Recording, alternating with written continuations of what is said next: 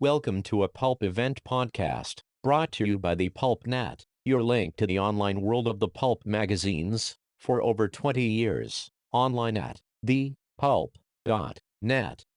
In this Pulp Event podcast, Will Murray, pulp historian and author of The New Adventures of Doc Savage, Pat Savage, and Tarzan, discusses the dangerous dames of Maxwell Grant, including Myra Reldon, Margo Lane, and Carrie Cashin. The talk was recorded on July 28, 2017, at PulpFest 2017 in Pittsburgh, Pennsylvania. Hello, everybody. As some of you know, Anthony Tolan couldn't make it. His air conditioning in his house broke down. He couldn't leave his dogs in 95-degree heat, so he had to cancel. So I've been deputized to do his Dangerous Dames of the Shadow panel and the talk. And I'll do the best I can. I know a few things about these characters. I want to start by talking about how schizophrenic Street and Smith was about female characters in the early part of the Depression. Those of you who read Doc Savage magazine stories remember that in almost every Doc Savage, Doc and Monk and Ham would meet the most gorgeous young woman they've ever met since the last issue and until the next, and this was a recurring trope for most of the 1930s. In The Shadow, which started a couple of years earlier, they had occasional female characters, and I think they got into a little bit of trouble. In an early Shadow, I think it was The Death Tower, the Shadow in disguise as George Clarendon kind of romanced this Theda Bara type of character, exotic spy, and after that story, the Shadow stopped having romantic entanglements even with the enemy of the gun mall types. And then that was in 32. In 33 there was a Shadow called Road of Crime where there was a gun mall, Karma Usted, who died a violent death at the end of the story, and maybe that was a little bit too much for some readers, because around 1933 suddenly female characters stopped appearing in the Shadow almost completely. Once in a while, some guy may have a niece who plays a role in a story, or a sister or something, but she didn't get any major characters. That often puzzled me until I heard a tape interview with Nick Carter author Richard Wormser, who said that the editor John Nanovic, who edited all those magazines at that time, would read very carefully the reader fan mail and react to it. And at Nick Carter there was a problem where dime novel readers were saying, our Nick Carter would never say, do, or think that, and you have to change that. And one day, Wormser was at a conference with John Nanovic over at Nick Carter, and he was told, no more girls or women in the stories. And it's like, that's kind of extreme. So Doc Savage was an adventure magazine. You could get away with certain things in Doc Savage. You could have dams and hells, and the press room wouldn't edit them out. But in The Shadow, you couldn't have dam or hell, because I guess it was read by a different clientele. Adventure readers were more rough and tumble. Detective readers were more genteel. A lot more female readers, because the mystery field's always been widely read by women and girls. So the women disappeared from The Shadow, and I suspect it was by editorial fiat, leave them out. So for a period up to about 1936, you could hardly find a female character in The Shadow, except around 35, maybe as an antidote to this, they began running a series called Grace Culver, Red Z. Culver, a red-headed private detective who had a strong-arm guy named Tim. I don't remember Tim's last name. But this was a female private detective, and it ran for several years. Gene Francis Webb wrote it. Gene Francis Webb was a guy. He wrote it in the name Roswell Brown. The series ran about 3 years, and it was apparently very popular. But one day, Gene Francis Webb turned a Gracie Culver story that was not acceptable to John Nanovic, and he rejected it. So Gene who I met years ago when he was alive, he said, I want to take this to another publisher and see if they'll take it. And Nativic objected, saying, no, we developed that character together. I don't want you doing that. And Jean Francis Webb said, well, I wrote this story. It's kind of my character, too. And they had a parting in the ways. And Gracie Culver stopped appearing in the back pages of The Shadow. Jean Francis Webb got the story rejected by another publisher, so he was out at Street and Smith, and that was the end of it. Well, in the front of The Shadow, around 1936-37, just as Gracie Culver was winding down, there was a change in the editorial thinking on the higher levels of Street and Smith. The executive levels, our stories are too old-fashioned, some readers were saying. We need to get with the times. Spicy detective, spicy western was selling well. People were open to female characters and a little bit of, a hint of sexuality. So in The Shadow, they began experimenting again. And you started to see female characters of different types come in, but no regular character until early in 37. Walter Gibson introduced a character named Myra Reldon, who was a federal agent. And Myra Reldon had a secret identity. She was a Chinese woman operating in Chinatown doing undercover work, and she's called herself Ming Duan. And in the 1937 Shadow novel Teeth of the Dragon, she was introduced, and she was apparently popular enough that she started to reappear periodically. And it looked as if the Shadow was getting a girlfriend, because they hinted at a little romance there. Unfortunately, 1937 was the year Orson Welles started doing The Shadow as a character on radio. It was in September of 37, the first episode appeared.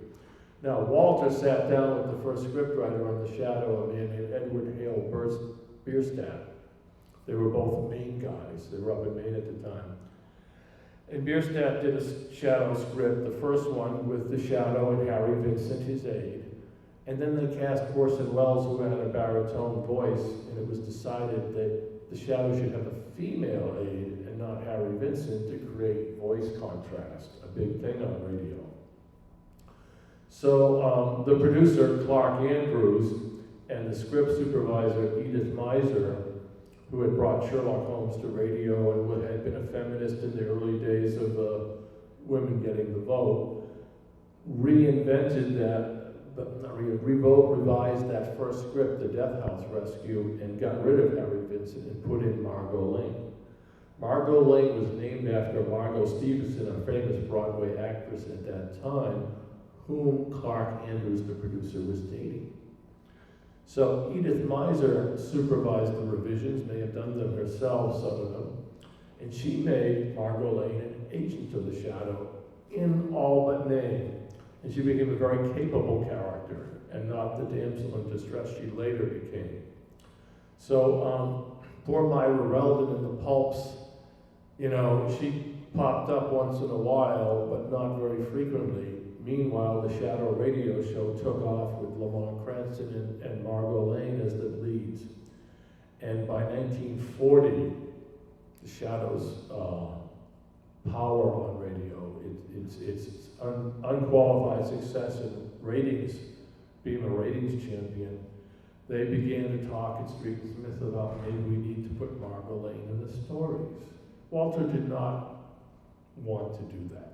He already had Myra Reldon. He thought Margo Lane by that time had been reduced to a damsel in distress character, always getting captured, always having to be rescued. Not very interesting to a writer to have to write twice a month. By that time, Edith Meiser had moved on.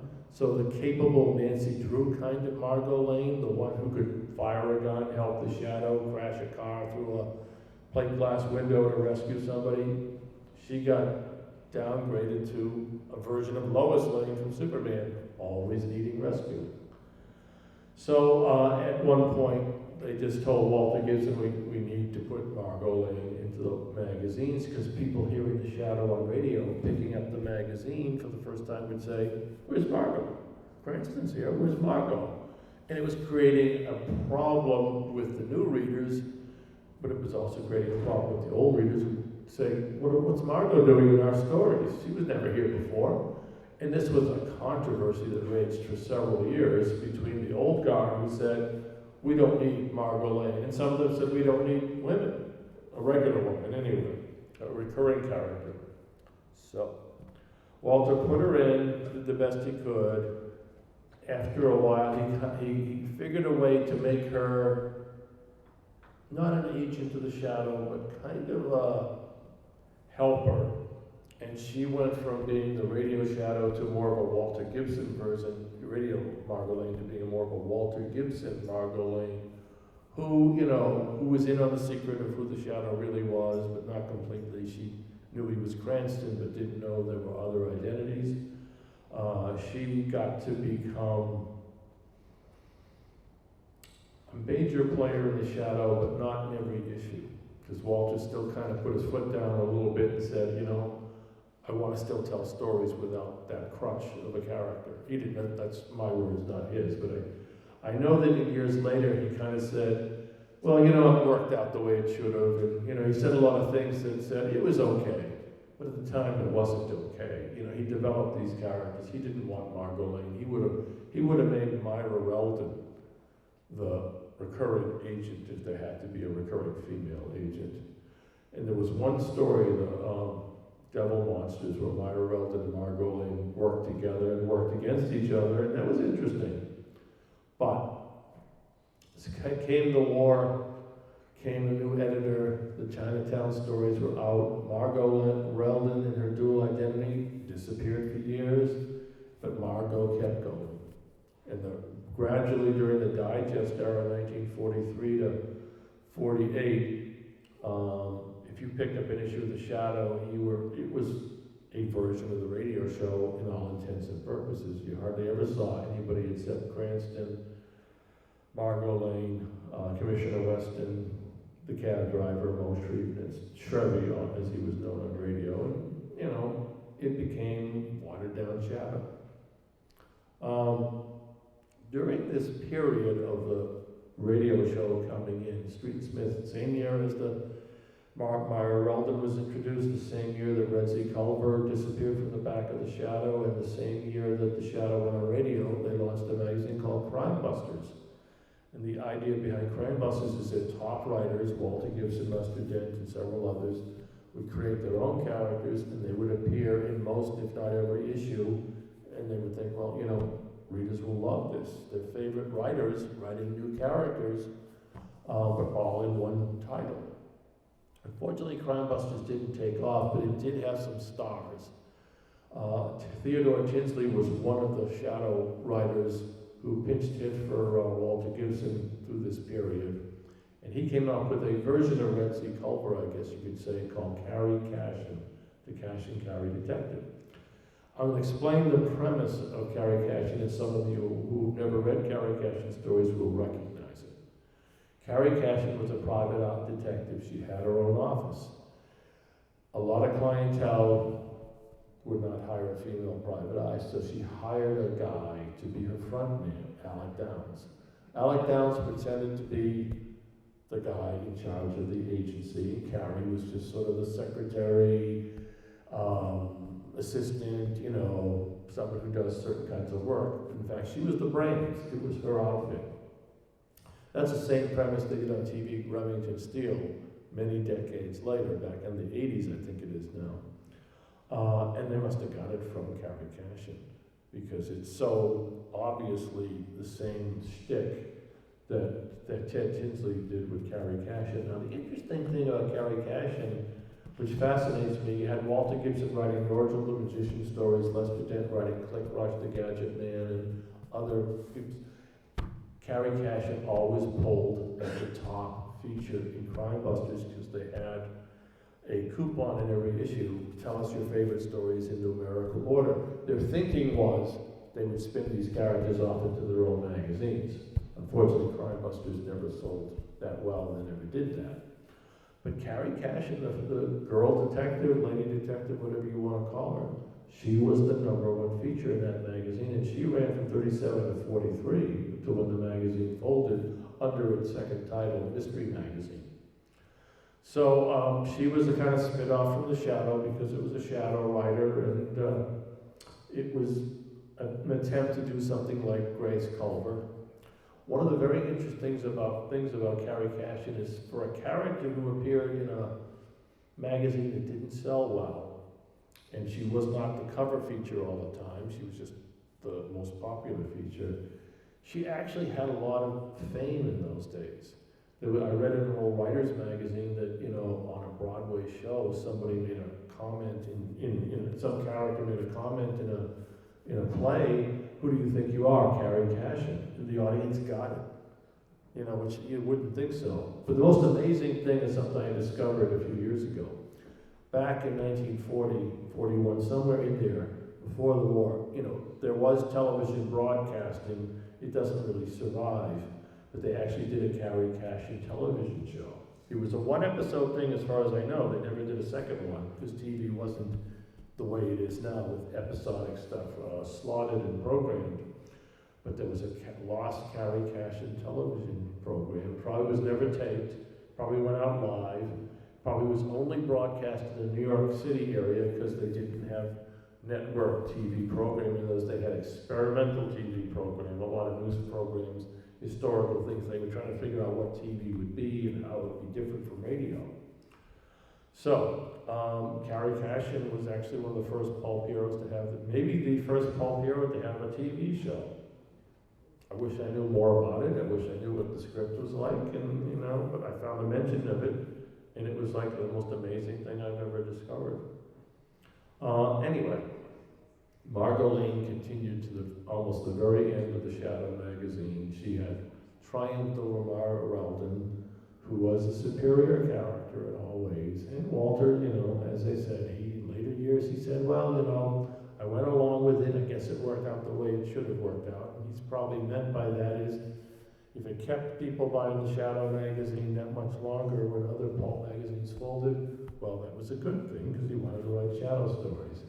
But he said many times, if I had a choice, I would have had a different woman on radio, and I wouldn't have necessarily used Margo Lane. He said maybe a little if they had to use her on radio, but you could tell he resented Margo, but he was a good soldier, he did what he could. Do we have any questions? That's a long speech.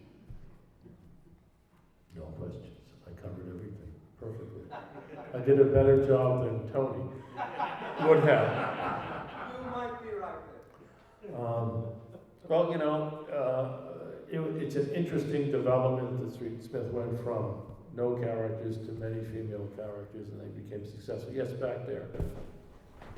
I presume that somebody in England has long since postulated that Margo had a sister who was also given to hanging out with action heroes. Well, I think the joke for a long time was Margo Lane and Lois Lane were sisters, or cousins at least, but sisters, because they fulfilled the same role.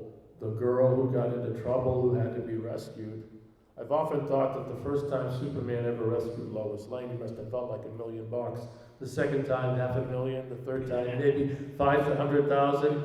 And then by the 80th time, it's like, how do I get rid of this woman in my life? I mean, she just, I spent half my time rescuing her.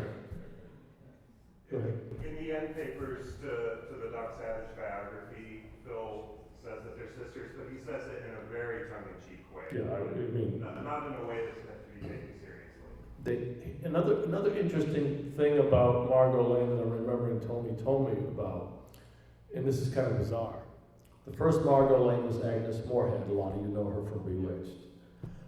And she was not a lead actress, she was a character actress.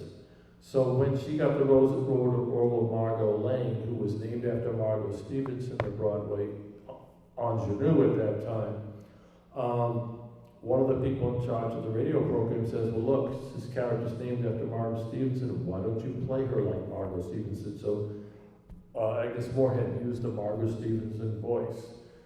But she left the show after a year or so, and her replacement was Margo Stevenson.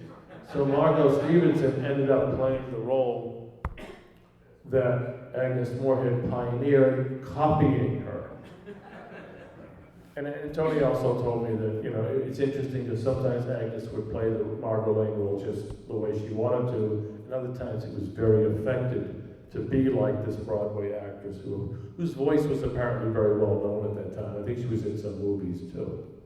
The thing about Lois Lane and Margo Lane is they were very similar. They were both brunettes, and they were both, you know, perpetually, their function after Edith Meiser stopped being script editor on The Shadow was basically to be a companion to the hero, get into trouble, get rescued, nearly die, over and over again. And you know, it always amazes me. The Shadow ran as a dramatic program from 37 to 54, and by 40, 41, it had locked into a rigid formula, and people never got tired of it. They just listened to it over and over. It was the same formula over and over. The Shadow appeared twice, and near the end he only appeared once, so they changed it slightly. But what television program could last for any length of time telling the same stories over and over again? Half-hour format is a very deadly format when you don't have a cast of characters and you can't change them. Another question. Pat Savage was jokingly called Tarzana. Tarzana by the office staff apparently. Was there an equivalent for Myra Reldon or Not that we know of. I don't think she was that type of character, because Pat Savage was really a tomboy, and Myra Reldon was a professional with a double identity, so I don't think she was seen as quite that out of the box, out of the ordinary. Pat Savage was really a kind of an outsized character. She didn't act like a girl or a woman. She acted like a tomboy or a male. There used to be a saying in the pulps, especially in westerns. You know, some western magazines didn't want too many female characters. Others were okay, but the injunction was always, if you're going to write a woman in your story, make her a tomboy, you know, and not a real woman. In other words, they didn't want any sexual energy going on. It said, you know, write her like a male, but just make her a tomboy. And Pat Savage was that type. She existed as a female version of a male character.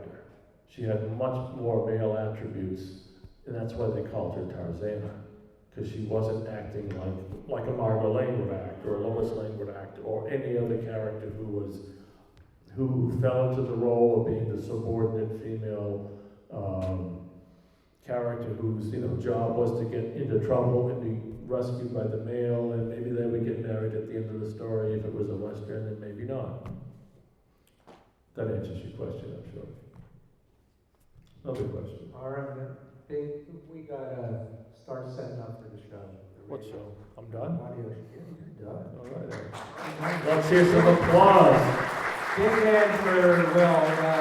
He jumped in, was it 2 days ago? And Tony had to cancel, unfortunately, so. You've been listening to a Pulp Event podcast, brought to you by the Pulp Net, your link to the online world of the pulp magazines, for over 20 years. Please visit us online at thepulp.net. Thank you for listening, and keep reading the pulps. The Pulp Event podcast is copyright 2017.